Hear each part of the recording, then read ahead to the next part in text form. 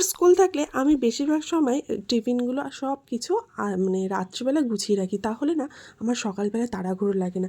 যেহেতু ওর 7টায় স্কুল, আমাকে একটুখানি ঘুমোনোর সুযোগ পাই।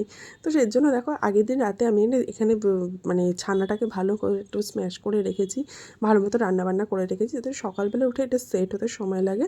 আর আজকে একদম হালকা পাতলা খাবার দেবো, সেটা হলো মিষ্টি আলু, আর দিয়েছে একদম শেষবেলায় হলো মটরশুঁটি। তো এখানে মিষ্টি আলু আর মটরশুঁটিটা একটুখানি সিদ্ধ করতে দিলাম। আর এদিকে দেখো কালকে রাতে যে ছানার এটাকে কী বলবো, কালাকাঁদ বলবো না কাঁচাগোল্লা বলবো, যাই হোক, তো সেগুলো রেখে দিয়েছিলাম সেট করে, তো সেটা একটু কেটে কেটে দিয়েছি, কিন্তু দেখো তাও অনেকটা নরম হয়ে গেছে। আর এখানে একটু গোলমরিচ আর নুন দিয়ে এটাকে একটু নামিয়ে দিচ্ছি, আর একটু ভাজা ভাজা হয়ে গেলে এটা নামিয়ে দিতে হবে।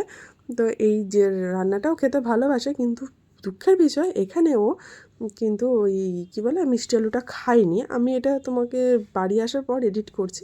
আর দিয়েছে আঙ্গুর, আর দিয়েছে ছানার ওইগুলো কী বলে কালাকাঁদ না। যাই হোক, টিফিনটা কেমন